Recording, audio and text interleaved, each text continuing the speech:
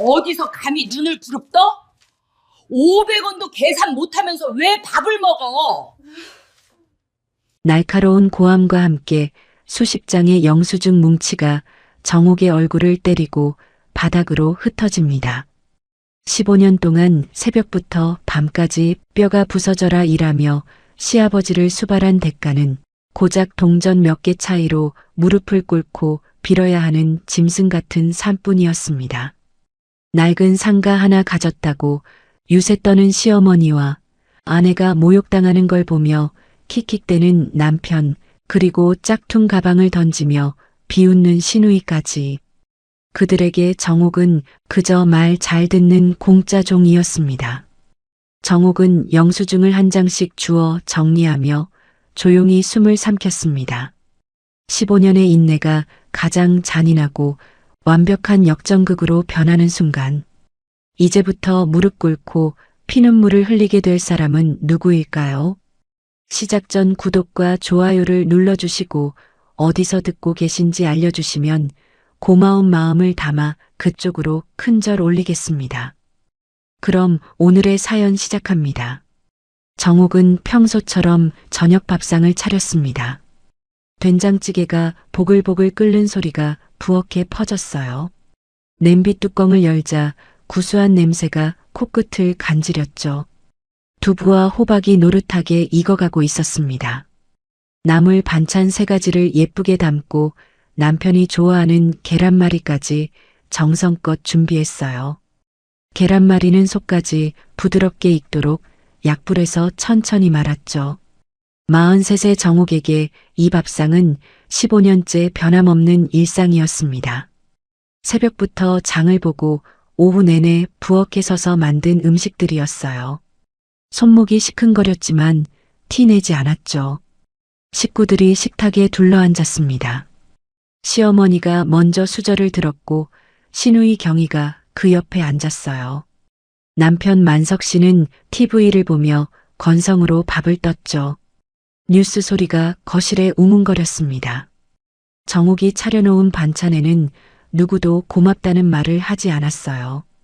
당연한 것처럼 받아 먹었죠. 15년 동안 단 한 번도 고맙다는 말을 들어본 적이 없었습니다. 정옥은 식구들이 밥 먹는 모습을 물끄러미 바라봤어요. 그게 이 집에서 정옥의 자리였죠. 이 집에서 정옥에게 따뜻한 눈빛을 보내준 사람은 오직 한 명뿐이었습니다. 돌아가신 시아버지였어요. 15년 전 시아버지가 뇌졸중으로 쓰러졌을 때 시댁 식구 중 누구도 병수발을 자처하지 않았죠. 만석 씨는 회사 일이 바쁘다며 병원의 얼굴조차 비추지 않았습니다. 나 바빠. 당신이 알아서 해. 그 한마디가 전부였어요. 전화 한 통 없이 일주일이 지나갔죠. 시어머니는 허리가 안 좋다며 간병을 거부했습니다. 병원 복도에 앉아 한숨만 쉬다가 집으로 돌아갔어요. 시누이 경희는 시집간 몸이라며 발을 뺐죠. 오빠한테 전화해서 알아서 하라고만 했습니다. 결국 28살의 정옥이 홀로 시아버지를 떠안았어요. 새벽마다 기저귀를 갈았습니다. 소독약 냄새가 코를 찔렀어요. 장갑을 낀 손으로 시아버지의 몸을 닦아드렸죠. 2시간마다 욕창이 생기지 않도록 무거운 몸을 뒤집어드렸습니다. 시아버지의 등에 손을 대고 힘껏 밀어 올리면 땀이 등줄기를 타고 흘렀어요. 팔뚝이 저려왔지만 멈출 수 없었죠. 끼니마다 미음을 쑤어 한 숟갈씩 입술 사이로 넣어드렸습니다. 흘러내리는 미음을 닦아내면서 정옥은 웃어 보였어요. 괜찮으시죠? 아버님하고 말을 걸었죠. 허리가 끊어질 것 같은 날도 있었습니다. 눈물이 왈칵 쏟아지는 밤도 있었어요. 복도 끝 비상구 계단에 주저앉아 울었죠. 그래도 정옥은 시아버지 곁을 지켰습니다. 시아버지는 뇌졸중 이후 말을 잃으셨어요. 혀가 굳어서 소리를 낼 수가 없었죠. 하지만 정옥이 곁에 있을 때면 손에 힘을 주어 손등을 꼭 쥐셨습니다. 주름진 손가락이 정옥의 손등을 감쌌어요. 거칠지만 따뜻한 손이었죠. 그 손길이 고맙다는 말을 대신했습니다. 시어머니가 정옥을 구박할 때면 시아버지의 눈가에 눈물이 맺히곤 했어요. 입술을 달싹거리며 뭔가 말씀하시려는 것 같았죠. 미안하다.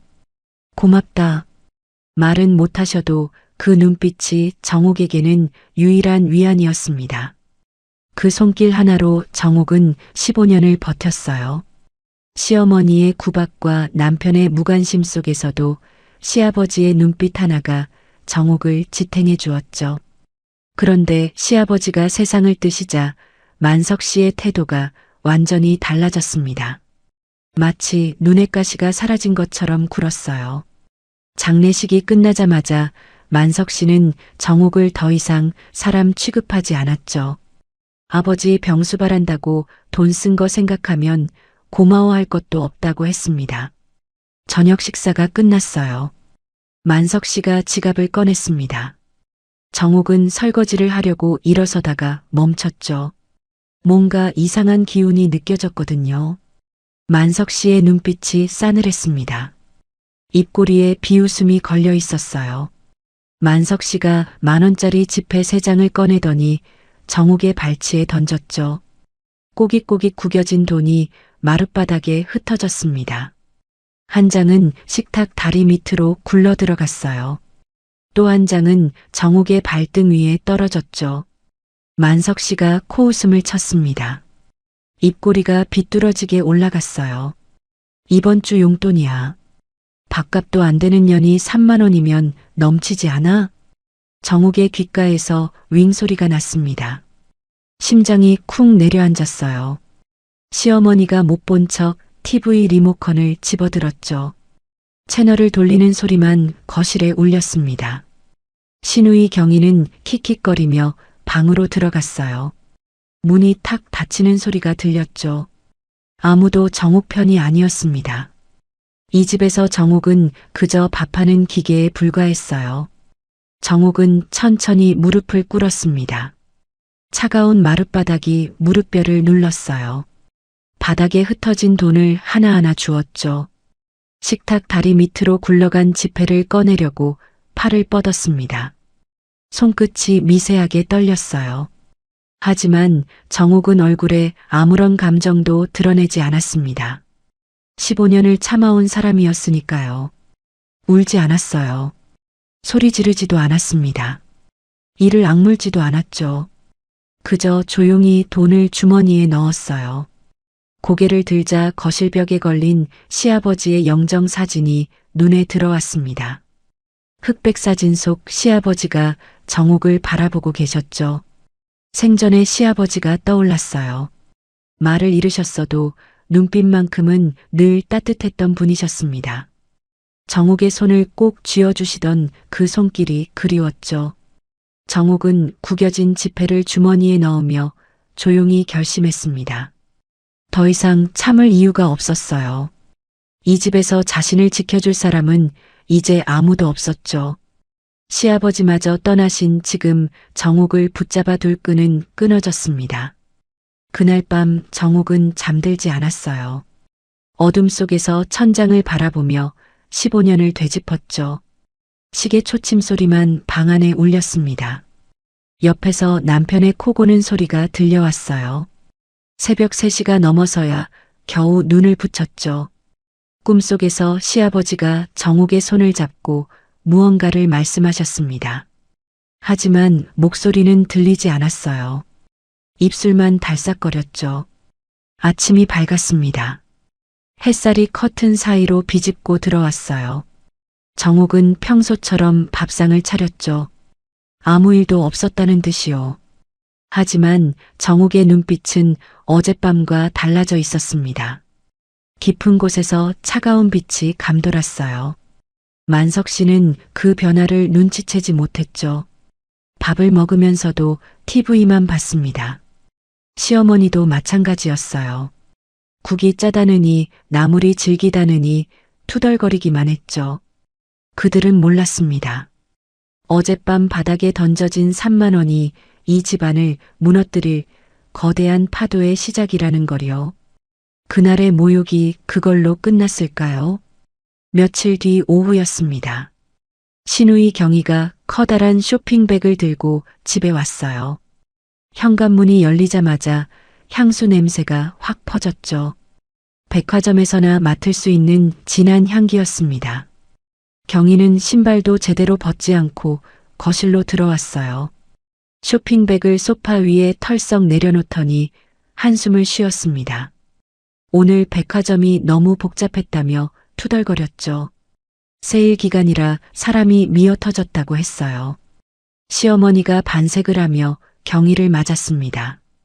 우리 딸 왔구나 하면서 냉장고에서 시원한 음료수를 꺼냈어요. 경희를 위해 따로 사둔 수입 탄산수였죠.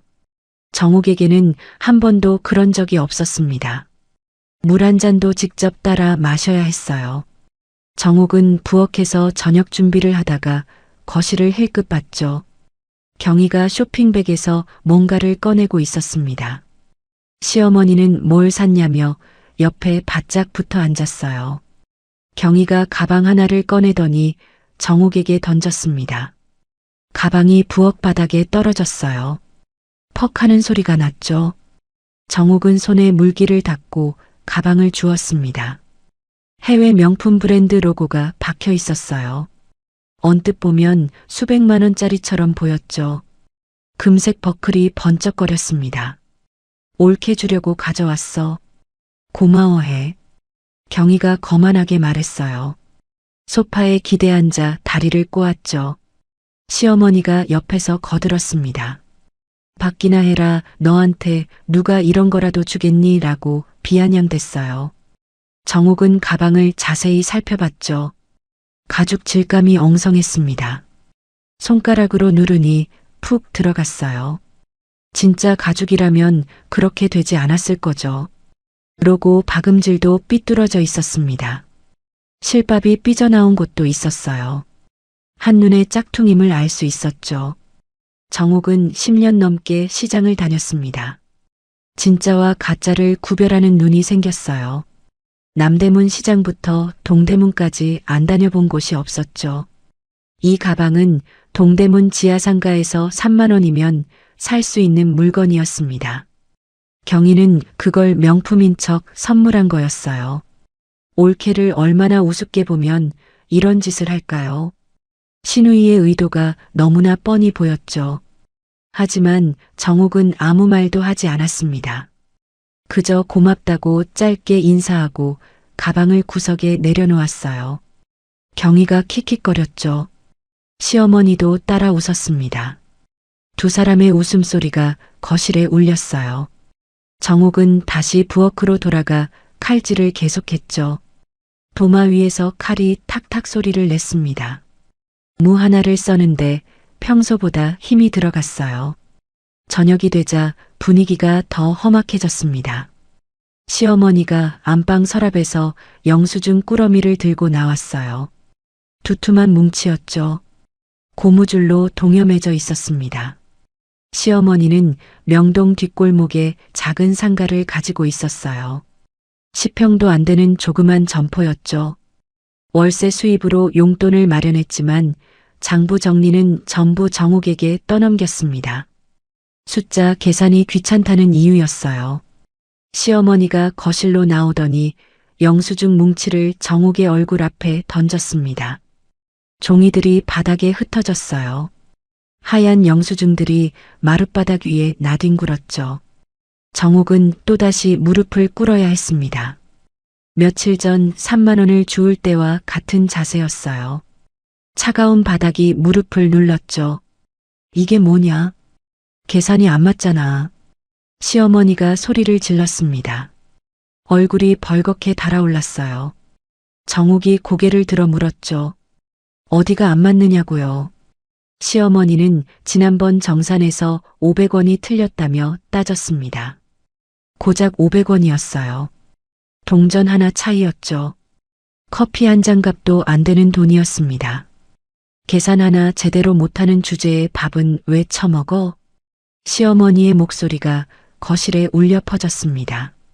경희가 옆에서 거들었죠. 대학도 안 나온 게 티가 난다며 비웃었습니다. 정욱은 이를 악물었어요. 손끝이 떨렸습니다. 하지만 대꾸하지 않았죠. 대꾸하면 더 길어진다는 걸 알았으니까요. 정욱은 바닥에 흩어진 영수증을 하나하나 주었습니다. 무릎이 차가운 마룻바닥에 닿았어요.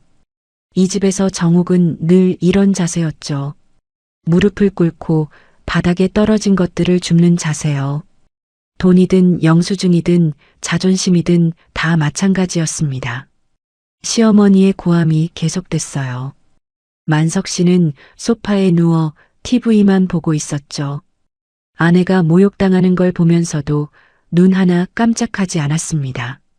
경희는 부엌에서 과일을 깎으며 킥킥댔어요. 정욱은 영수증을 정리하며 속으로 생각했죠. 이 집 사람들은 중산층 아파트 한 채와 작은 상가 하나를 가진 것이 대단한 재산인 양으스됐습니다. 하지만 정욱은 알고 있었어요. 이 아파트에 얼마나 많은 대출이 끼어 있는지요. 상가 월세가 고작 몇십만 원에 불과하다는 것도요. 정욱이 15년간 살림을 틀어쥐고 있지 않았다면 이 집은 진작 휘청거렸을 겁니다. 며칠이 더 지났어요. 동네 오지랖 대장 방울 엄마가 만석 씨를 아파트 골목에서 불러 세웠습니다. 방울 엄마는 단지 내 모든 소문의 진원지였어요. 누가 이혼했는지, 누구 집 아들이 취업에 실패했는지 그녀의 입을 거치지 않는 이야기가 없었죠.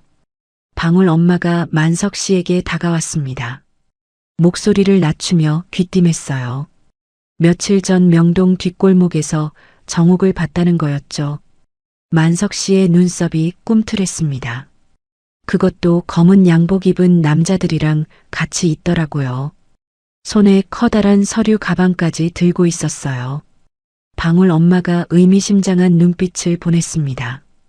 요즘 바람난 아줌마들이 그런 식으로 다닌다더라며 슬쩍 덧붙였어요. 만석 씨의 얼굴이 불그락푸르락해졌습니다. 방울 엄마는 할 말을 다 했다는 듯 휙 돌아섰어요. 만석 씨는 주먹을 불끈 쥔 채 집으로 향했습니다. 집에 돌아온 만석 씨가 안방으로 들어가 옷장 서랍을 열고 화장대 밑을 뒤지기 시작했어요. 서랍 속 물건들이 바닥에 흩어졌죠. 정욱은 묵묵히 그 모습을 지켜봤습니다. 시어머니와 경희도 방에서 나와 구경했어요. 만석 씨가 정욱의 핸드백 안주머니에서 현금 뭉치를 발견했습니다. 50만 원 정도 되는 돈이었어요. 만석 씨의 눈이 뒤집어졌죠. 이게 뭐야? 이 돈이 어디서 났어? 만석 씨가 정욱을 다그쳤습니다. 정욱은 아무 말도 하지 않았어요. 입을 굳게 다문 채 만석 씨를 바라볼 뿐이었죠. 시어머니가 손가락질을 했습니다. 그것 봐라. 내가 뭘 했냐? 전현이 뭔가 숨기고 있다고 했잖아. 경희가 거들었어요. 역시 가난한 집 딸녀는 믿으면 안 된다며 수군댔죠. 만석 씨는 정욱의 침묵이 더 화가 났습니다. 당장 이 집에서 나가라고 고함을 질렀어요. 정욱은 여전히 아무 해명도 하지 않았습니다. 그럴 필요가 없었거든요. 이 사람들에게 무슨 말을 해도 소용없다는 걸 정욱은 알고 있었죠. 시어머니가 가슴을 치며 통곡했어요. 이런 년을 며느리로 들인 내 팔자가 기구하다며 난리를 쳤습니다. 경희는 옳게 물건 좀 챙겨서 당장 내보내라고 부채질했죠. 만석 씨는 정욱의 팔을 붙잡고 현관으로 끌고 갔어요. 정욱은 조용히 팔을 뿌리쳤습니다. 방으로 들어가 작은 여행 가방을 꺼냈어요. 옷 몇 벌과 세면도구만 챙겼죠. 15년을 살았지만 이 집에서 가져갈 것은 그것뿐이었습니다. 정욱은 현관에 섰어요. 신발을 신으면서 고개를 들어 시어머니를 봤습니다. 시어머니는 여전히 손가락질을 하며 욕을 퍼붓고 있었죠. 경희는 팔짱을 끼고 비웃었어요. 만석 씨는 빨리 나가라며 문을 열어젖혔습니다.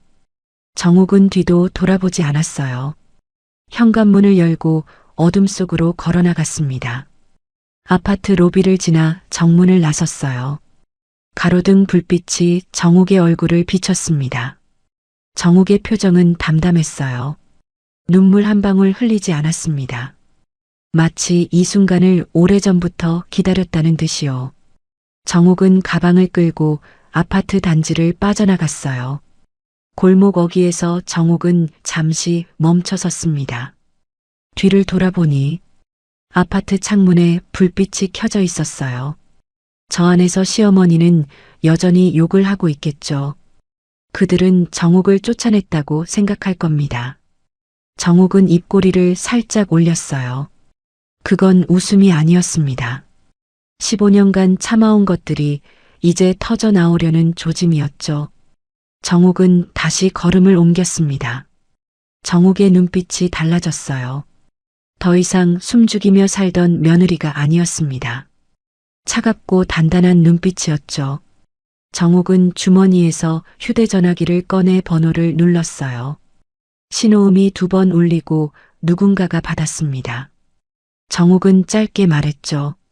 내일 사무실에서 보자고요. 그리고 전화를 끊었습니다. 밤거리를 걷는 정욱의 뒷모습이 점점 멀어졌어요. 가로등 불빛 아래로 그림자가 길게 늘어졌습니다. 정욱은 걸음을 멈추지 않았죠. 그녀가 향하는 곳은 이미 정해져 있었어요.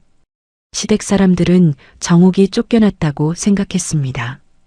불쌍한 며느리가 갈 곳도 없이 쫓겨났다고요. 하지만 그건 그들의 착각이었어요. 정욱은 쫓겨난 게 아니었습니다. 드디어 벗어난 거였죠. 그런데 시댁 사람들은 몰랐어요. 정욱이 없으면 이 집이 어떻게 되는지를요. 그 결과를 곧 알게 될 겁니다. 정욱이 떠난 그 집에서는 도대체 무슨 일이 벌어지게 될까요? 정욱이 집을 나간 뒤 만석 씨는 오히려 홀가분해했습니다. 밥 차려주는 사람이 없어지니 불편했지만 눈의 가시가 사라졌다고 생각했어요. 시어머니도 마찬가지였죠. 경희는 옳게 없으니 속이 시원하다며 킥킥댔습니다. 그러던 어느 날이었어요. 만석 씨는 지인의 소개로 투자 전문가라는 여자를 만났습니다. 고급 호텔 라운지였어요. 창밖으로 서울 야경이 한눈에 들어왔죠. 여자는 명품 정장을 입고 있었습니다. 손목에는 번쩍이는 시계가 차 있었어요. 만석 씨, 좋은 기회가 있어요. 여자가 태블릿을 꺼내며 말했습니다. 화면에 그래프가 떴어요. 우상향으로 쭉 뻗은 곡선이었죠. 신종 코인이에요. 지금 들어가면 석 달 안에 10배는 벌어요. 만석 씨의 눈이 번쩍 뜨였습니다. 10배라고요. 1,000만 원 넣으면 억이 되는 거였어요. 억을 넣으면 10억이 되는 거였죠. 여자는 자신도 이걸로 강남에 집을 샀다고 했습니다. 증거 사진까지 보여줬어요. 고급 아파트 베란다에서 찍은 사진이었죠. 만석 씨의 심장이 뛰기 시작했습니다. 집에 돌아온 만석 씨는 밤잠을 설쳤어요. 머릿속에서 숫자가 춤을 췄습니다. 5억을 넣으면 50억이었어요. 그 돈이면 인생이 완전히 바뀌는 거였죠. 다음 날 만석 씨는 어머니를 설득했습니다. 엄마, 이번에 대박 나면 강남으로 이사 가요. 강남이라는 말에 시어머니의 귀가 솔깃해졌어요. 평생 살던 허름한 아파트가 아니라 강남 고급 아파트라니요. 시어머니는 처음엔 망설였습니다. 하지만 만석 씨가 계속 졸랐어요. 엄마, 이런 기회 다시 안 와요. 진짜예요. 결국 시어머니는 상가를 담보로 잡는데 동의했습니다. 명동 뒷골목 작은 상가였어요. 돌아가신 시아버지가 남긴 유산이었죠. 2억이 나왔습니다. 하지만 그것만으론 부족했어요. 만석 씨는 아파트까지 담보로 넣자고 했습니다. 시어머니가 펄쩍 뛰었어요. 아파트까지? 그건 안 돼. 엄마, 석 달만 기다리면 10배예요. 50억이라고요. 만석 씨가 계산기를 두드리며 설명했습니다. 50억이면 강남 아파트 사고도 남아요. 시어머니는 눈이 흔들렸죠. 경희도 거들었습니다. 오빠 대박 나면 나도 좀 챙겨줘. 알았지? 경희는 자기 목 생각에 군침을 흘렸어요. 올케를 구박할 때의 그 얼굴 그대로였죠. 결국 시어머니는 도장을 찍었습니다. 떨리는 손으로 아파트 담보 서류에 도장을 꾹 눌렀어요. 3억이 더 나왔습니다. 상가 2억과 합쳐서 총 5억이었죠. 5억 원이 투자 전문가 여자의 계좌로 들어갔습니다. 만석 씨는 입금 확인 문자를 보며 흐뭇하게 웃었어요. 석 달 후면 50억이었습니다. 인생 역전이었죠. 처음 한 달은 순조로웠어요. 앱을 열 때마다 수익률이 올라 있었습니다. 만석 씨는 매일 밤 앱을 확인했어요. 숫자가 불어나는 걸 보며 킥킥거렸죠. 그것 봐, 내가 뭘 했어. 만석 씨는 시어머니에게 자랑했습니다. 시어머니도 안심하는 표정이었어요. 역시 내 아들이라며 뿌듯해했죠. 2달째가 됐습니다. 수익률이 2배를 넘었어요. 5억이 10억이 된 거였죠. 만석 씨는 추가 투자를 고민하기도 했습니다. 지금 더 넣으면 더 벌 수 있지 않을까요? 그런데 석 달째 되던 날 아침이었습니다. 만석 씨는 평소처럼 앱을 열었어요. 그런데 화면이 이상했습니다. 앱이 열리지 않았어요. 만석 씨는 다시 시도했습니다. 1번, 2번, 3번. 계속 오류 메시지만 떴어요. 만석 씨의 손이 떨리기 시작했습니다. 투자 전문가 여자에게 전화를 걸었어요. 신호음이 갔습니다. 하지만 받지 않았어요. 다시 걸었습니다. 이번엔 아예 연결이 안 됐어요. 전화번호가 없는 번호라는 안내 멘트만 나왔죠. 만석 씨의 얼굴이 하얗게 질렸습니다. 설마. 그 설마가 현실이 됐어요. 사기였습니다. 처음부터 끝까지 짜고 치는 판이었어요. 고급 호텔 라운지도 명품 정장도 전부 연출이었죠. 5억 원이 통째로 증발해버렸습니다. 만석 씨는 바닥에 주저앉았어요. 다리에 힘이 풀렸습니다. 머릿속이 하얘졌어요. 5억이요. 5억이 사라졌어요. 시어머니에게 어떻게 말하죠? 아버지가 남긴 상가를 날렸어요. 30년 살던 아파트도 날렸어요. 만석 씨는 머리를 쥐어뜯었습니다. 빚 독촉장이 날아들기 시작했어요. 은행에서 연락이 왔습니다.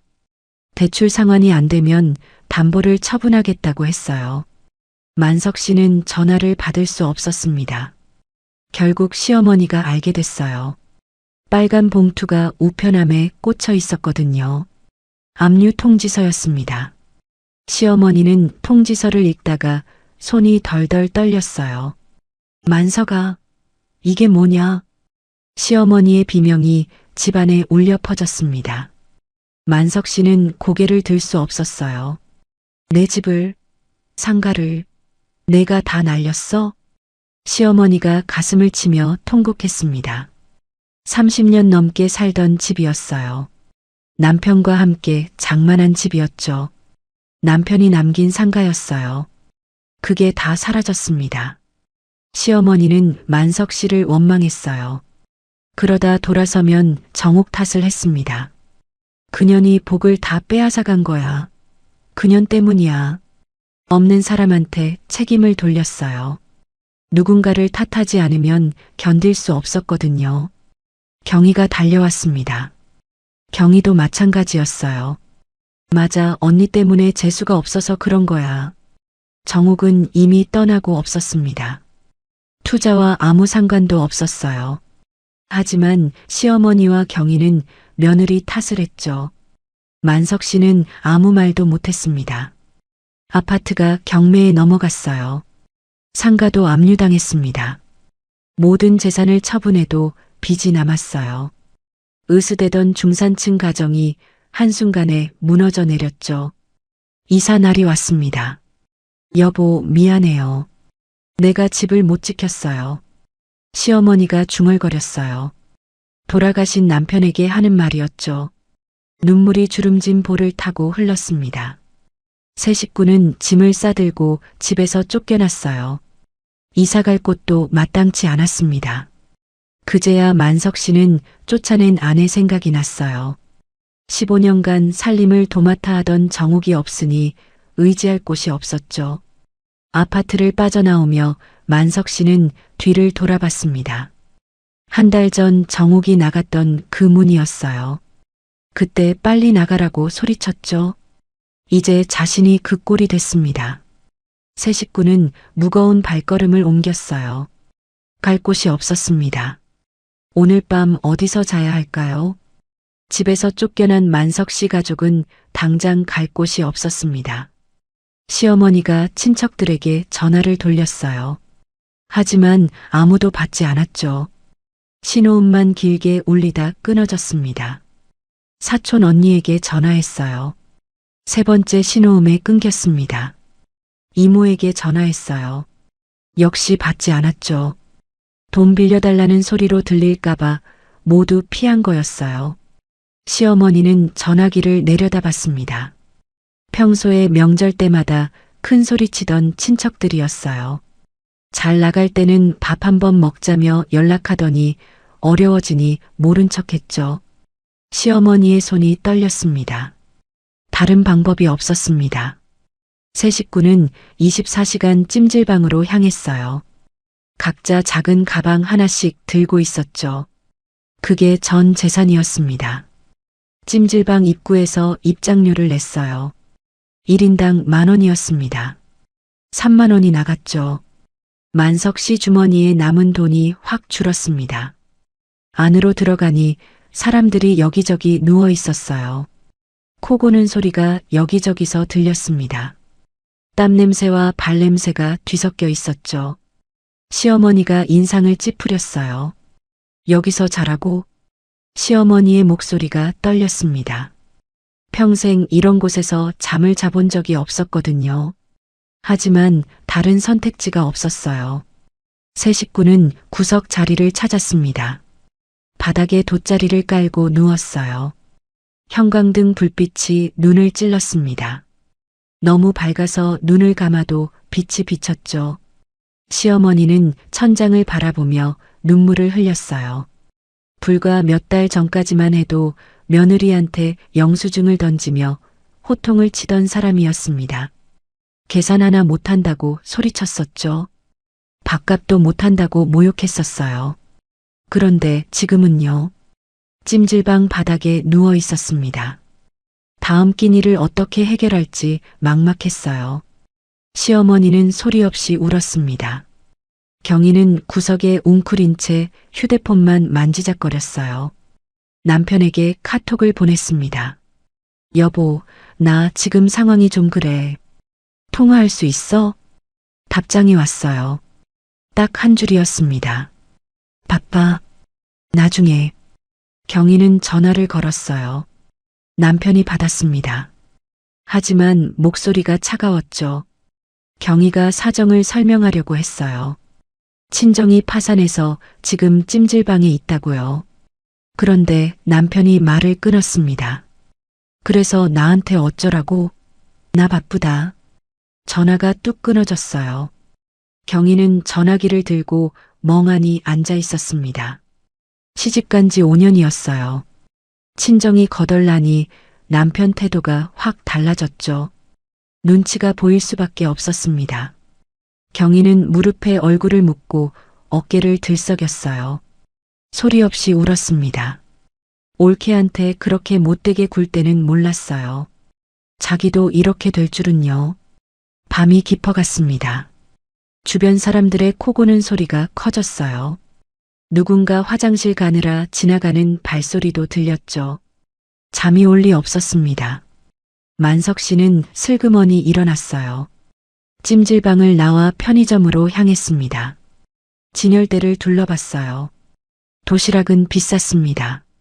라면도 사 먹으려면 돈이 들었죠. 만석 씨는 삼각김밥 3개를 집었어요.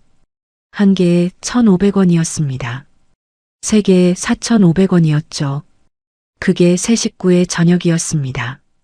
찜질방으로 돌아와 삼각김밥을 나눠줬어요. 시어머니가 삼각김밥을 받아들었습니다. 손이 떨렸어요. 평생 이런 걸 저녁으로 먹어본 적이 없었거든요. 만석 씨는 차가운 삼각김밥을 한 입 베어 물었습니다. 씹는데 목이 메었어요. 문득 정옥이 차려주던 밥상이 떠올랐습니다. 된장찌개가 보글보글 끓던 냄새요. 나물 반찬이 가지런히 놓인 모습이요. 계란말이가 노릇노릇하게 익어가던 장면이요. 투박했지만 늘 따뜻했던 밥이었어요. 15년 동안 단 하루도 거르지 않고 차려졌던 밥상이었습니다. 아플 때도 정옥은 밥을 차렸어요. 힘들 때도 밥상은 늘 그 자리에 있었죠. 만석 씨는 그걸 당연하게 여겼습니다.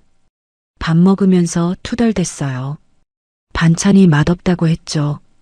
국이 짜다고 했습니다. 한 번도 고맙다고 말한 적이 없었어요. 그 밥상이 얼마나 큰 정성이었는지 이제야 알겠더군요. 만석 씨는 삼각김밥을 삼키며 눈물을 닦았습니다. 며칠이 지났어요. 찜질방 생활이 계속됐습니다. 하지만 문제가 생겼어요. 사채업자들이 찾아온 거였죠.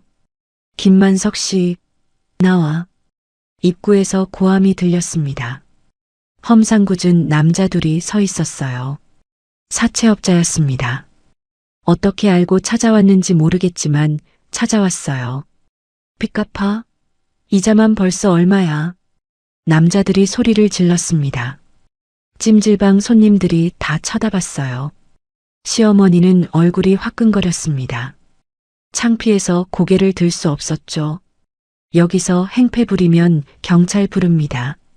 찜질방 직원이 나섰어요. 사채업자들이 직원과 실랑이를 벌였습니다. 결국 경찰이 출동했고 사채업자들은 물러갔어요. 하지만 직원이 만석 씨에게 말했습니다. 손님, 죄송하지만 나가주셔야겠어요. 다른 손님들한테 피해가 가서요. 만석 씨 가족은 찜질방에서도 쫓겨났습니다. 갈 곳이 없었어요. 밤거리를 헤매다가 여인숙 간판을 발견했죠. 허름한 건물이었습니다. 하룻밤에 얼마예요? 3만 원이요. 3만 원이었습니다. 정옥에게 던졌던 그 돈과 같은 금액이었어요. 만석 씨의 가슴이 철렁했습니다. 여인숙은 곰팡내가 나고 벽지가 눅눅하게 들떠있는 좁은 방이었습니다. 이불에서는 퀴퀴한 냄새가 났습니다. 시어머니는 방구석에 쭈그려 앉았어요. 한숨을 내쉬었습니다. 폐지라도 주어야 하나. 시어머니가 중얼거렸어요. 그 순간 며느리가 떠올랐습니다. 바닥에 떨어진 3만 원을 줍던 정옥이요. 무릎을 꿇고 돈을 주었던 그 모습이요. 그때 자신이 뭐라고 했던가요?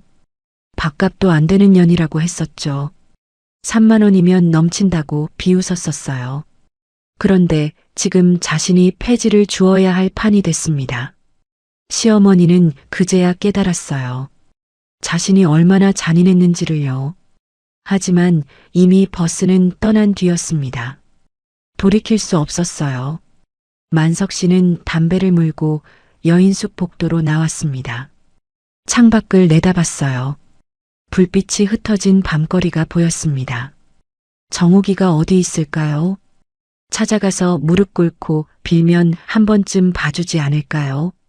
만석 씨는 전화기를 꺼냈습니다. 정옥 번호를 눌렀어요. 하지만 연결되지 않았습니다. 번호가 바뀌어 있었어요. 연결이 되지 않는 번호라는 안내 멘트만 나왔죠. 만석 씨는 전화기를 쥔 채 멍하니 서 있었습니다. 정옥의 행방을 아는 사람은 아무도 없었어요. 15년을 함께 살았던 아내가 완전히 사라진 거였죠. 담배 연기가 허공으로 올라갔습니다. 만석 씨는 한숨을 내쉬었어요. 어떻게 해야 할까요? 앞으로 어떻게 살아야 할까요? 방으로 돌아오니 시어머니와 경희가 잠들어 있었습니다. 지친 얼굴이었어요. 만석 씨는 불을 끄고 누웠습니다. 천장을 바라봤어요. 내일은 뭘 먹고 살지? 다음 주 숙박비는 어떻게 내지?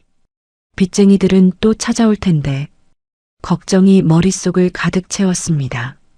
잠이 오지 않았어요. 뒤척이다가 겨우 눈을 붙였습니다. 꿈속에서 정욱이 나타났어요. 밥상을 차려주고 있었죠. 따뜻한 밥 냄새가 났습니다. 만석 씨가 손을 뻗었어요. 하지만 정욱은 점점 멀어졌습니다. 잡으려고 해도 잡히지 않았어요. 정욱이 사라졌습니다. 만석 씨가 번쩍 눈을 떴어요. 꿈이었습니다. 눈가가 젖어 있었습니다. 창밖이 밝아오고 있었어요. 또 하루가 시작됐습니다. 막막한 하루가요. 이 막막한 나날이 대체 언제까지 계속될까요? 여인숙 생활이 일주일째 되던 날이었습니다. 만석 씨는 담배를 사러 나갔다가 예전 직장 동료를 우연히 만났어요. 동료는 만석 씨의 초라한 행색을 보고 깜짝 놀랐죠. 야, 너 왜 이래? 무슨 일 있어? 만석 씨는 대답하지 못했습니다. 수염이 덥수룩하고 옷은 며칠째 같은 옷이었어요. 동료가 만석 씨의 팔을 잡았습니다. 일단 가자. 술 한 잔 사줄게. 동료는 근처 포장마차로 만석 씨를 데려갔어요. 플라스틱 의자에 앉아 소주잔을 기울였습니다. 만석 씨는 한참을 망설이다가 입을 열었어요. 투자 사기를 당한 것, 집이 경매로 넘어간 것, 지금은 여인숙에서 하루하루 버티고 있다는 것, 다 털어놓았습니다. 동료는 한참을 듣고만 있었어요. 소주잔을 비우고 또 비웠죠. 그러다 주변을 살폈습니다. 목소리를 낮추며 말했어요. 야, 너 황금손이라고 들어봤어? 만석 씨가 고개를 갸웃했습니다. 황금손이 뭐냐고 물었어요.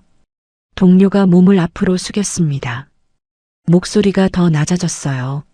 명동에 전설적인 인물이 있어. 황금손이라고 불려. 황금손은 명동 금융가를 쥐고 흔드는 사람이었습니다. 은행보다 돈이 많다고 했어요. 그 사람 눈에 들면 어떤 빚이든 해결된다고 했죠. 사채업자들도 황금손 앞에서는 고개를 숙인다고 했습니다. 근데 이상한 게 있어. 동료가 말을 이었어요. 이름도 얼굴도 성별조차 아무도 몰라. 만석 씨의 귀가 번쩍 뜨였습니다. 그 사람을 만나면 빚을 해결할 수 있을까요? 어떻게든 만나야겠다는 생각뿐이었어요. 어떻게 만날 수 있어? 만석 씨가 다급하게 물었습니다. 동료가 주머니에서 명함 한 장을 꺼냈어요. 번호만 적힌 명함이었습니다. 이 번호로 연락하면 접선이 된대. 나도 자세히는 몰라. 만석 씨는 명함을 받아들었어요. 손이 떨렸습니다. 지푸라기라도 잡는 심정이었죠. 다음 날 아침이었습니다. 만석 씨는 여인숙을 나와 명동으로 향했어요. 골목 어귀에서 전화를 걸었습니다. 신호음이 3번 울리고 누군가가 받았어요. 여보세요. 차가운 남자 목소리였습니다. 만석 씨는 떨리는 목소리로 사정을 말했어요. 빚이 있다고요. 도움이 필요하다고요. 상대방은 잠시 침묵했습니다. 그러더니 주소를 하나 불러줬어요. 오후 3시 그 빌딩 지하 주차장으로 오십시오. 전화가 끊어졌습니다. 만석 씨는 전화기를 쥔 채 한참을 서 있었어요. 심장이 뛰었습니다. 오후 3시가 됐어요. 만석 씨는 약속 장소로 갔습니다. 대형 빌딩이었어요. 유리 외벽이 번쩍거렸죠. 만석 씨는 지하 주차장으로 내려갔습니다. 주차장은 어두웠어요. 형광등 불빛만 희미하게 켜져 있었죠. 만석 씨는 두리번거렸습니다. 그때 구석에서 사람들이 나타났어요. 검은 양복을 입은 남자 2명이었습니다. 덩치가 컸어요. 얼굴에 표정이 없었죠. 김만석 씨? 남자 하나가 물었습니다. 만석 씨가 고개를 끄덕였어요. 남자들이 다가왔습니다. 몸 수색합니다. 남자들이 만석 씨의 몸을 뒤졌어요. 주머니를 확인하고 허리춤을 만졌죠. 녹음기나 카메라가 있는지 확인하는 것 같았습니다. 따라오세요. 남자들이 앞장섰어요. 만석 씨는 후들거리는 다리를 이끌고 따라갔습니다. 주차장 구석에 검은색 승용차가 서 있었어요. 고급 외제차였죠. 타세요. 만석 씨가 뒷좌석에 탔습니다. 창문은 선팅이 짙어서 밖이 보이지 않았어요. 차가 출발했습니다. 어디로 가는지 알 수 없었죠. 얼마나 달렸을까요? 차가 멈췄습니다. 문이 열렸어요. 눈 가리겠습니다. 남자가 검은 천을 꺼냈습니다. 만석 씨의 눈을 가렸어요. 앞이 캄캄해졌죠. 누군가 만석 씨의 팔을 잡았습니다. 이끌려서 걸었어요. 엘리베이터를 탄 것 같았습니다. 올라가는 느낌이 들었죠. 엘리베이터가 멈췄어요. 다시 걸었습니다. 긴 복도를 지나는 것 같았어요. 발소리가 울렸죠. 여기서 기다리세요. 발걸음 소리가 멀어졌습니다. 만석 씨는 눈을 가린 채 서 있었어요. 복도에는 냉기가 흘렀습니다. 심장이 터질 것 같았죠. 한참을 기다렸어요. 시간이 얼마나 지났는지 몰랐습니다. 10분인지 20분인지 알 수 없었죠. 그때 문 열리는 소리가 났습니다. 누군가 눈가리개를 벗겨줬어요. 만석 씨는 눈을 깜빡였습니다. 앞에 커다란 문이 있었어요. 묵직한 나무 문이었습니다. 문 앞에 서니 무릎이 떨렸어요. 만석 씨는 문 앞에 무릎을 꿇었습니다. 바닥에 이마를 댔어요. 목소리가 떨렸습니다. 제발, 제발 한 번만 살려주세요. 눈물이 흘렀어요. 집만 찾게 해주면 뭐든 하겠습니다. 뭐든요. 만석 씨는 울먹였습니다. 자존심 따위는 이미 여인숙 바닥에 버려두고 온 지 오래였어요. 지금은 살아남는 게 먼저였죠. 문 너머에서 아무 소리도 들리지 않았습니다. 만석 씨는 계속 이마를 바닥에 댄 채 기다렸어요. 조용했습니다. 숨소리조차 들리지 않았죠. 그때 문이 천천히 열리기 시작했습니다. 문 너머에는 누가 있을까요? 문이 열렸습니다. 만석 씨는 안대를 벗어도 된다는 말을 듣고 천천히 안대를 벗었어요. 눈이 부셨습니다. 창문으로 햇빛이 쏟아지고 있었거든요. 눈을 깜빡이며 적응했어요. 서서히 앞이 보이기 시작했습니다. 넓은 집무실이었어요. 고급스러운 가구들이 놓여 있었죠. 그런데 이상했습니다. 책상 앞에 앉아 있는 건 젊은 여자였어요. 30 초반쯤 돼 보였습니다. 단정한 정장을 입고 있었죠. 황금손 회장님을 만나러 왔는데 만석 씨가 더듬거리며 말했어요. 여자가 고개를 저었습니다. 회장님께서는 직접 만나지 않으십니다. 저는 비서입니다. 만석 씨는 당황했어요. 그 전설적인 황금손을 만날 수 있다고 생각했거든요. 직접 사정을 말하고 빌면 될 줄 알았습니다. 하지만 저는 회장님께 직접, 회장님께서는 얼굴을 드러내지 않으십니다. 비서가 단호하게 말했어요. 더 이상 따질 수 없는 분위기였습니다. 앉으세요. 비서가 소파를 가리켰어요. 만석 씨는 조심스럽게 가죽 소파에 앉았습니다. 차가운 감촉이 등을 타고 전해졌죠. 비서가 서류철을 꺼냈어요. 만석 씨의 정보가 빼곡히 적혀 있었습니다. 김만석 씨, 45세, 투자 사기로 5억을 잃고 현재 빚이 7억 원. 만석 씨는 고개를 끄덕였어요. 어머니 김순자 씨 70세, 여동생 김경희 씨 40세. 만석 씨는 움찔했습니다. 어머니와 경희까지 알고 있었어요. 현재 세 분 모두 여인숙에서 생활 중이시죠. 숙박비는 5일째 밀린 상태고요. 만석 씨의 얼굴이 빨개졌어요. 뒷조사를 철저하게 한 거였습니다. 숨길 게 하나도 없었죠. 어떻게 그렇게까지. 회장님께서는 돈을 빌려주시기 전에 상대방을 철저히 파악하십니다. 비서가 담담하게 말했어요.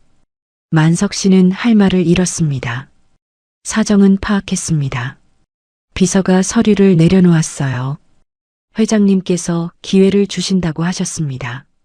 만석 씨의 눈이 번쩍 떠졌어요. 기회를 준다고요? 심장이 뛰기 시작했습니다. 정말입니까? 감사합니다.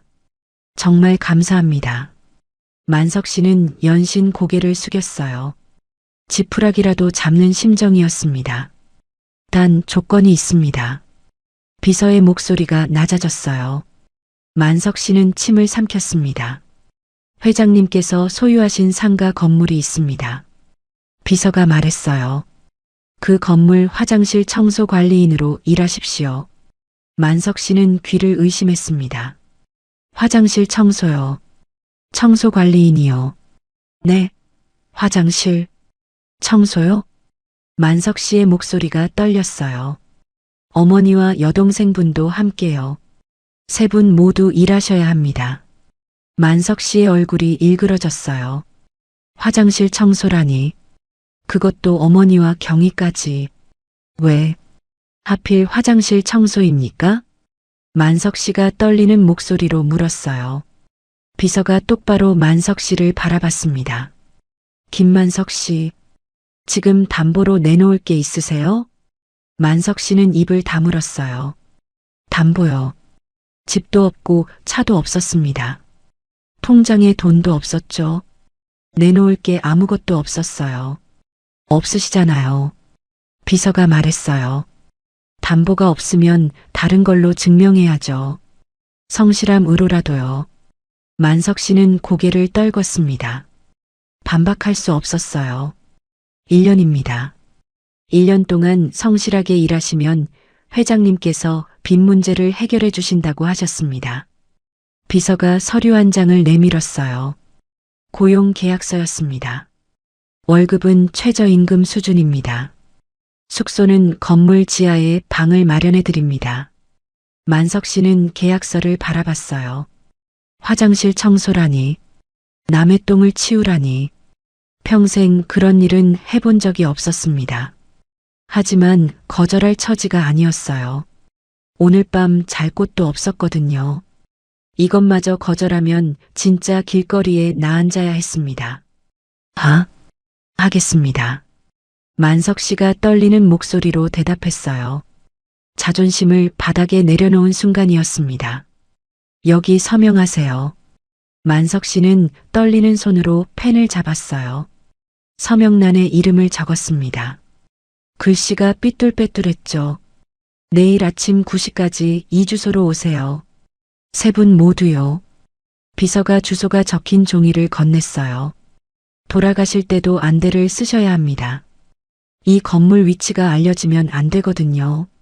비서가 검은 안대를 내밀었어요. 만석 씨는 다시 안대를 썼습니다. 앞이 캄캄해졌죠. 누군가 만석 씨의 팔을 잡았어요. 이끌려서 걸었습니다. 엘리베이터를 타고 내려갔죠. 차에 올라탔습니다. 한참을 달렸어요. 차가 멈췄습니다. 문이 열렸어요. 내리세요. 30초 후에 안대를 벗으셔도 됩니다. 만석 씨는 차에서 내렸어요. 차가 출발하는 소리가 멀어졌습니다. 30초를 세고 안대를 벗었어요. 손에는 주소가 적힌 종이가 쥐어져 있었죠. 만석 씨는 쓴웃음을 지었어요. 몇 달 전만 해도 아내한테 3만 원을 던지며 밥값이나 하라고 했죠. 이제 자신이 최저임금 받으며 똥을 치워야 할 판이었습니다. 만석 씨는 무거운 발걸음을 옮겼어요. 여인숙으로 돌아가야 했습니다. 어머니와 경희에게 이 소식을 전해야 했죠. 화장실 청소를 하자고. 그래야 살 수 있다고. 과연 어머니와 경희가 받아들일까요? 그리고 황금손 회장님은 대체 누구일까요? 왜 우리 가족에게 기회를 주신 걸까요? 만석 씨는 여인숙으로 돌아왔습니다. 시어머니와 경희가 좁은 방에서 기다리고 있었어요. 두 사람의 눈이 만석 씨를 향했습니다. 어떻게 됐어? 시어머니가 다급하게 물었어요. 만석 씨는 한참을 말하지 못했습니다. 입술만 달싹거렸어요. 화장실 청소하래요. 만석 씨가 겨우 입을 열었습니다. 시어머니의 눈이 커졌어요. 뭐? 화장실 청소? 상가 건물 화장실 청소 관리인이래요. 3명 다 해야 된대요. 경희가 벌떡 일어났습니다. 오빠 미쳤어? 내가 왜 화장실 청소를 해? 경희의 목소리가 날카로웠어요. 시어머니도 고개를 저었습니다. 안 돼. 나는 못해. 평생 그런 일 해본 적 없어. 만석 씨는 두 사람을 바라봤어요. 목소리가 떨렸습니다. 그럼 어떡해요? 오늘 밤 잘 데도 없어요.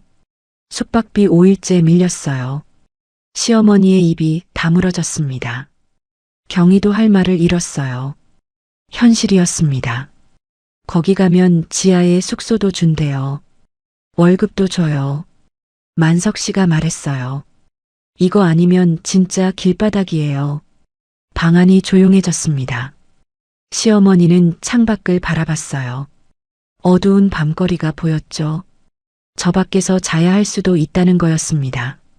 경희는 바닥에 주저앉았어요. 어깨가 들썩였습니다. 울고 있었죠. 내가 왜 이렇게 됐어? 경희가 흐느꼈어요. 며칠 전만 해도 올케한테 짝퉁 가방 던지며 비웃던 사람이었습니다. 이제 자기가 화장실 청소를 해야 할 판이었어요. 시어머니도 눈물을 훔쳤습니다. 한숨을 깊게 쉬었어요. 가자. 다른 방법이 없잖아. 시어머니가 먼저 말했습니다. 자존심을 내려놓은 순간이었어요. 다음 날 아침 9시, 세 사람은 주소지로 향했습니다. 번화가에 있는 상가 건물이었어요. 8층짜리 깨끗한 건물이었죠. 입구에서 젊은 여자가 기다리고 있었습니다. 어제 만났던 비서였어요. 오셨군요. 따라오세요. 비서가 앞장섰습니다. 세 사람은 엘리베이터 대신 계단을 내려갔어요. 지하 1층이었습니다. 형광등 불빛이 차갑게 빛났어요. 소독약 냄새가 코를 찔렀습니다. 비서가 문 하나를 열었어요. 화장실이었습니다. 여기가 일하실 곳입니다. 비서가 말했어요. 세 사람은 안으로 들어갔습니다. 한쪽 벽에 청소도구가 쌓여 있었어요. 고무장갑, 걸레, 솔, 양동이, 세제. 시어머니는 고무장갑을 바라보며 멍하니 섰습니다. 며칠 전까지만 해도 며느리한테 영수증을 던지며 호통을 치던 손이었어요. 밥값도 못하는 년이라고 손가락질하던 손이었죠. 이제 그 손으로 남의 똥을 치워야 했습니다. 경희는 변기를 바라봤어요.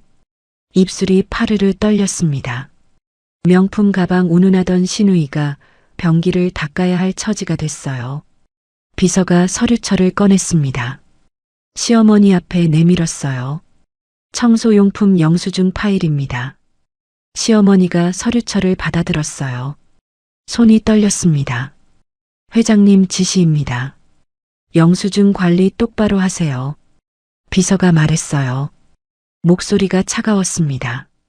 500원이라도 틀리면 월급에서 깝니다. 시어머니의 얼굴이 하얘졌어요. 500원. 며칠 전 며느리한테 500원 틀렸다고 호통쳤던 그 금액이었습니다. 똑같은 말을 자기가 듣고 있었어요. 시어머니의 입술이 파르르 떨렸습니다. 하지만 아무 말도 하지 못했어요. 할 수 없었죠. 비서가 고무장갑을 3켤레 꺼냈습니다. 각자에게 나눠줬어요. 오늘부터 바로 시작하세요. 1층부터 8층까지 화장실 청소입니다. 하루에 2번이요. 만석 씨가 고무장갑을 받아들었어요. 손에 쥐니까 현실이 느껴졌습니다. 진짜 청소를 해야 하는 거였어요. 숙소는 저쪽 방입니다. 비서가 화장실 옆문을 가리켰어요. 작은 방이었습니다. 이불 세 채가 깔려 있었죠. 창문도 없는 지하방이었어요. 식사는 건물 구내식당에서 하시면 됩니다. 월급에서 빠집니다. 비서가 돌아섰어요. 구두 소리가 계단을 올라가며 멀어졌습니다. 세 사람은 차가운 지하 화장실에 덩그러니 남았어요. 시어머니가 먼저 고무 장갑을 꼈습니다. 손이 떨렸어요. 걸레를 집어들었죠. 변기 앞에 무릎을 꿇었습니다. 70년 인생에서 처음 해보는 자세였어요. 변기에 손을 넣어 닦기 시작했습니다. 눈물이 흘렀어요. 하지만 닦았습니다. 닦을 수밖에 없었죠. 경희도 양동이에 물을 받았어요. 걸레를 빨았습니다. 물이 차가웠어요. 손이 시렸죠. 만석 씨는 벽에 기대어 두 눈을 질끈 감았습니다. 어머니와 여동생이 변기를 닦는 모습을 볼 수 없었어요. 자기 때문이었거든요. 자기가 투자 사기를 당해서 이렇게 된 거였어요. 미안해요, 엄마. 만석 씨가 중얼거렸습니다. 시어머니는 대답하지 않았어요. 그냥 변기를 닦았습니다. 눈물을 닦을 겨를도 없이요. 화장실에 걸레 빠는 소리가 울렸어요. 물 떨어지는 소리가 울렸습니다. 세 사람의 흐느끼는 소리가 울렸죠. 이렇게 첫날이 시작됐습니다. 과연 세 사람은 이 생활을 버틸 수 있을까요? 1년이 흘렀습니다. 만석 씨는 매일 새벽 5시에 일어났어요. 알람이 울리기 전에 눈이 떠졌습니다. 몸이 시간을 기억하고 있었죠. 고무 장갑을 끼고 걸레를 들었어요. 1층부터 8층까지 화장실을 돌았습니다. 변기를 닦고 바닥을 쓸었어요. 거울을 닦고 휴지를 채웠죠. 처음에는 치욕스러웠습니다. 변기 앞에 무릎 꿇는 것조차 견딜 수 없었어요. 손에 물집이 잡혔습니다. 허리가 끊어질 것 같았어요. 세제 냄새에 머리가 아팠죠. 하지만 시간이 지나자 몸에 익었습니다. 언제부터인가 변기 앞에 무릎 꿇는 게 자연스러워졌어요. 손에 잡힌 물집이 굳은 살로 변했습니다. 허리 통증도 사라졌어요. 만석 씨는 땀을 흘리며 일했습니다. 그리고 그 대가로 월급을 받았어요. 노동의 의미를 조금씩 알아갔습니다. 시어머니도 달라졌어요. 더 이상 누구에게 호통을 치지 않았습니다. 소리를 지를 일이 없었거든요. 본인도 같은 처지였으니까요. 시어머니는 영수증을 꼼꼼히 정리했어요. 500원이라도 틀리면 안 됐거든요. 예전에 며느리한테 했던 말이 떠올랐습니다. 계산 하나 못한다고 호통쳤던 그 말이요. 이제 시어머니가 그 계산을 했습니다. 숫자 하나하나 꼼꼼히 맞췄어요. 한 푼도 틀리지 않게요. 그게 얼마나 신경 쓰이는 일인지 이제야 알았습니다. 경희는 남편에게 이혼당했어요. 친정이 거지꼴이 됐다고 버림받은 거였죠. 하지만 경희는 울지 않았습니다. 울 시간이 없었거든요. 경희는 묵묵히 걸레를 빨았어요. 물이 차가워도 참았습니다. 불평하지 않았어요. 예전 경희는 어땠나요? 올케한테 짝퉁 가방 던지며 비웃던 사람이었어요. 명품 자랑하며 우쭐대던 사람이었죠. 그때 경희는 몰랐습니다. 자기도 이렇게 될 수 있다는 걸요. 세 사람은 지하방에서 함께 잤어요. 창문도 없는 좁은 방이었습니다. 하지만 불평하지 않았어요. 지붕이 있다는 것만으로도 감사했거든요. 구내식당에서 밥을 먹었습니다. 반찬이 부실해도 남기지 않았어요. 밥 한 톨도 소중했거든요. 굶어본 사람만 아는 거였습니다. 어느 날이었어요. 만석 씨는 첫 월급을 받았습니다. 봉투를 열어봤어요.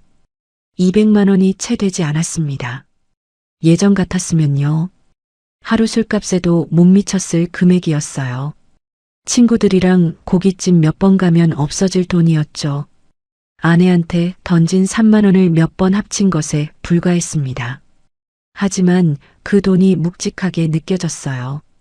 만석 씨는 봉투를 한참 바라봤습니다. 손바닥 위에 올려놓았어요. 무게가 느껴졌습니다. 정당하게 번 돈이었어요. 새벽부터 일어나서 번 돈이었습니다. 변기를 닦고 바닥을 쓸어서 번 돈이었죠. 남의 똥을 치워서 번 돈이었어요. 만석 씨의 눈에 눈물이 고였습니다. 45년 인생에서 처음이었어요. 자기 손으로 번 돈의 무게를 느낀 건요. 문득 정옥이 떠올랐습니다. 15년 동안 밥을 해주던 정옥이요. 새벽부터 일어나 밥상을 차리던 정옥이요. 그 노동의 가치를 한 번도 인정하지 않았어요.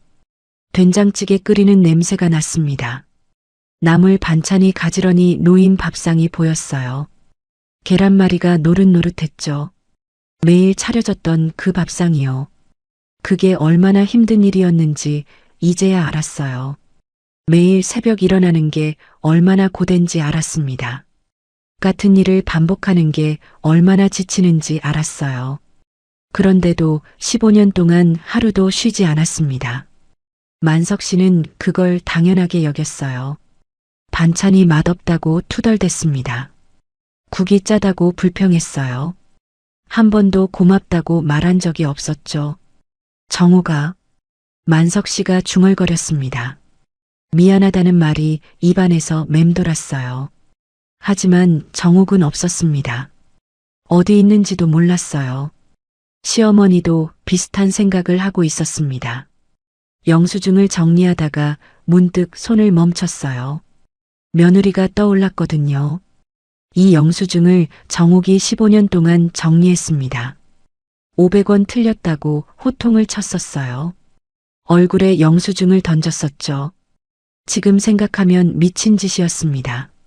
시어머니의 눈에서 눈물이 흘렀어요. 뒤늦은 후회였습니다. 하지만 후회해도 소용없었어요. 정옥은 이미 떠났으니까요. 경희도 마찬가지였습니다. 걸레를 빨다가 멍하니 손을 바라봤어요. 손이 거칠어져 있었습니다. 예전에 매니큐어 바르던 손이었는데요.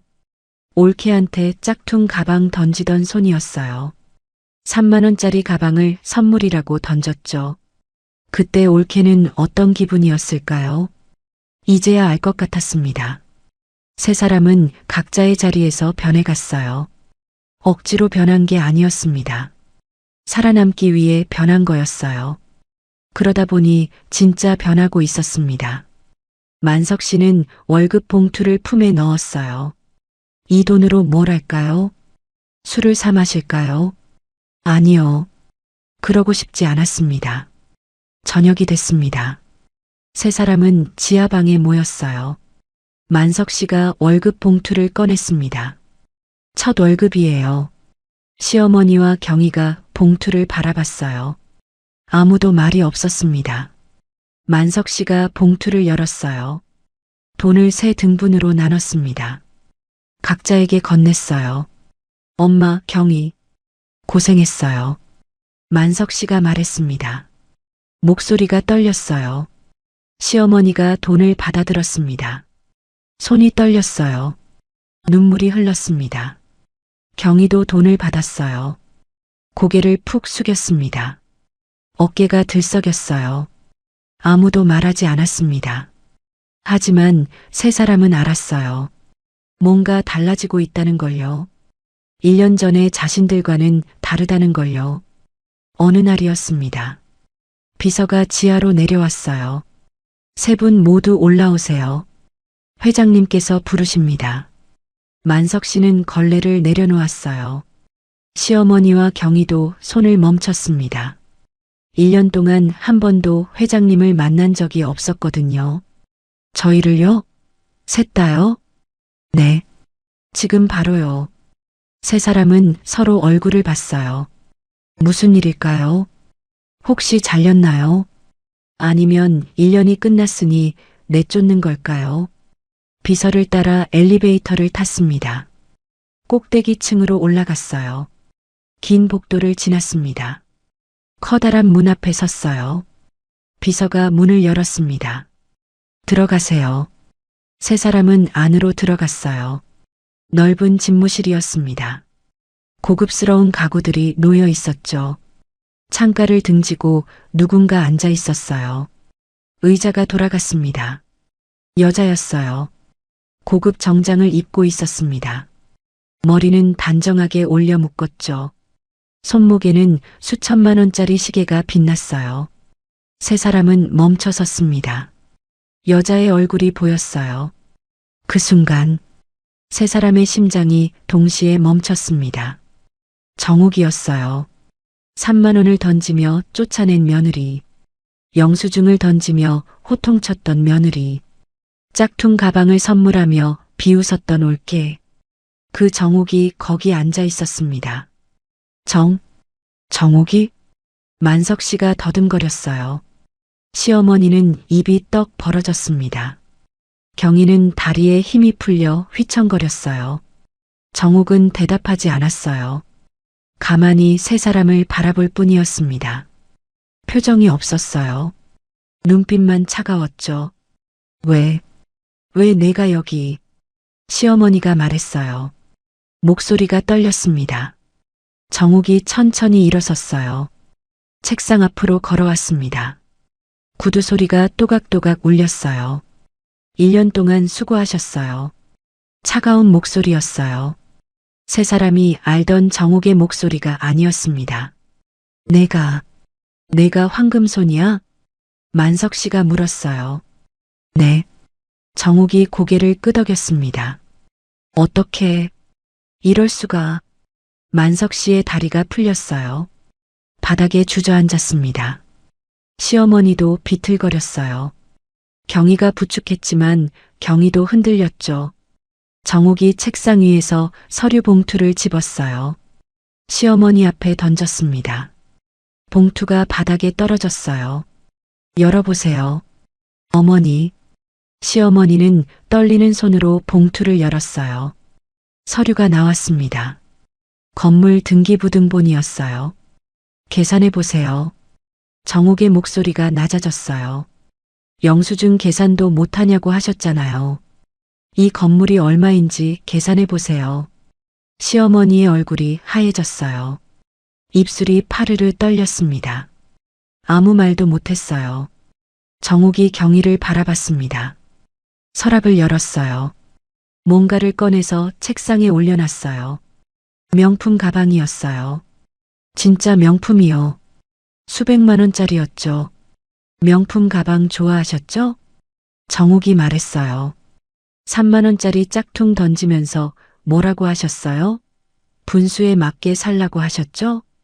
경희의 눈에서 눈물이 흘렀어요. 고개를 들 수 없었습니다. 정욱이 마지막으로 만석 씨를 바라봤어요. 주머니에서 뭔가를 꺼냈습니다. 1만 원짜리 3장이었어요. 만석 씨 앞에 던졌습니다. 지폐가 바닥에 흩어졌어요. 3만 원이에요. 정욱의 목소리가 서늘했어요. 밥값도 못하는 년한테 이거면 넘친다고 하셨죠? 만석 씨는 바닥에 엎드렸어요. 흩어진 3만 원 위에 이마를 박았습니다. 그 3만 원이 지금 수백억이 됐어요. 정욱이 세 사람을 내려다봤어요. 15년 동안 아버지가 몰래 챙겨준 돈이 있었어요. 세 사람이 고개를 들었어요. 아버지요. 돌아가신 시아버지요. 병수발하느라 고생하는 며느리가 안쓰러우셨대요. 자식들 몰래 조금씩 모아서 저한테 주셨어요. 시어머니의 얼굴이 일그러졌어요. 남편이 자식들 몰래 며느리한테 돈을 줬다고요. 아버지는 당신들을 믿지 못하셨어요. 정욱의 목소리가 낮아졌어요. 효도라고는 모르는 자식들보다 차라리 며느리가 낫다고 하셨어요. 시어머니가 바닥에 주저앉았어요. 울음이 터졌습니다. 남편한테 버림받은 기분이었어요. 저는 그 돈으로 부동산 경매에 뛰어들었어요. 10년 넘게 돈을 불렸어요. 명동의 황금손이라는 별명은 그때 붙었어요. 정욱이 창가로 걸어갔어요. 명동 거리를 내려다봤습니다. 당신들이 저한테 한 짓 수만 배로 돌려줄 수 있어요. 세 사람은 숨도 쉬지 못했어요. 하지만 그러지 않을 거예요. 정욱이 돌아섰어요. 세 사람을 바라봤습니다. 왜? 만석 씨가 더듬거렸어요. 아버지가 돌아가시기 전에 부탁하셨어요. 정욱의 눈에 눈물이 어렸어요. 하지만 흘리지 않았습니다. 자식들이 굶어 죽게는 하지 말아달라고. 세 사람은 바닥에 엎드렸어요. 울음소리가 터져 나왔습니다. 아버지. 배신당하면서도 자식들 걱정하신 아버지. 아버지 아니었으면 당신들 얼굴 다시 볼 일 없었어요. 정욱이 문을 향해 걸어갔어요. 1년 동안 지켜봤어요. 당신들이 변하는 거 멈춰섰습니다. 뒤를 돌아봤어요. 진심인지 아닌지는 아직 모르겠어요. 하지만 아버지 유언이니까. 정욱이 문을 열었어요. 내일 아버지 묘소로 오세요. 세 사람 모두 거기서 마지막으로 할 말이 있어요. 문이 닫혔습니다. 구두 소리가 멀어졌어요. 세 사람은 바닥에 엎드린 채 한참을 울었습니다. 일어날 수 없었어요. 정욱이 황금손이었습니다. 아버지가 며느리를 선택하셨습니다. 그리고 아버지는 마지막까지 자식들을 걱정하셨어요. 내일 묘소에서 뭘 해야 하는지 세 사람은 알았습니다. 용서를 빌어야 했어요. 아버지께, 그리고 정욱에게. 다음 날이었습니다. 세 사람은 아버지 묘소로 향했어요. 버스를 타고 1시간을 갔습니다. 아무도 말이 없었어요. 묘역 입구에 도착했습니다. 언덕을 올라갔어요. 아버지 묘비가 보였습니다. 그 앞에 정욱이 서 있었어요. 검은 옷을 입고 있었습니다. 바람에 머리카락이 흩날렸죠. 세 사람은 정욱 앞에 멈춰 섰어요. 아무도 먼저 말을 꺼내지 못했습니다. 정욱이 묘비를 바라봤어요. 여기 오는 길에 뭘 생각하셨어요? 세 사람은 대답하지 못했어요. 고개만 숙였습니다. 저는요. 정욱이 말을 이었어요. 15년 동안 매일 생각했어요. 이 사람들한테 언젠가 복수하겠다고. 세 사람의 어깨가 움츠러들었습니다. 영수증을 던지고 돈을 던질 때마다, 짝퉁 가방으로 절 무시하실 때도요. 정욱의 목소리가 떨렸어요. 이를 악물었어요. 언젠가 꼭 되갚아주겠다고. 근데 이상하더라고요. 정욱이 돌아섰어요. 세 사람을 바라봤습니다. 1년 동안 당신들이 병기를 닦고 영수증을 정리하며 걸레 빠는 걸 지켜봤어요. 정욱의 눈에 눈물이 고였어요. 복수했는데 시원하지 않더라고요. 만석 씨가 고개를 들었어요. 정욱의 얼굴을 봤습니다. 눈물이 흐르고 있었어요. 왜 시원하지 않을까 생각했어요. 정욱이 묘비를 바라봤어요. 아버님 때문이었어요. 시어머니가 흐느꼈습니다. 경희도 눈물을 흘렸어요. 아버님은 당신들한테 배신당하면서도 끝까지 걱정하셨어요. 굶어 죽게 하지 말라고 저한테 부탁하셨어요. 정욱이 묘비 앞에 무릎을 꿇었어요. 저는 아버님을 닮고 싶었어요. 정욱이 묘비에 손을 얹었어요. 복수만 생각하는 사람 말고 끝까지 사람을 믿는 사람. 아버님 같은 사람이요. 세 사람도 묘비 앞에 무릎을 꿇었어요. 나란히 앉았습니다. 정욱 옆에요. 만석 씨가 먼저 입을 열었어요. 아버지, 불효자입니다. 목소리가 갈라졌어요. 15년 동안 아버지 병수발은 정욱이가 다 했습니다. 저는 아무것도 안 했어요. 만석 씨가 이마를 땅에 박았어요. 아버지가 왜 정욱이를 선택하셨는지 이제 알 것 같습니다. 시어머니도 입을 열었어요. 여보, 미안해요. 시어머니의 목소리가 떨렸어요.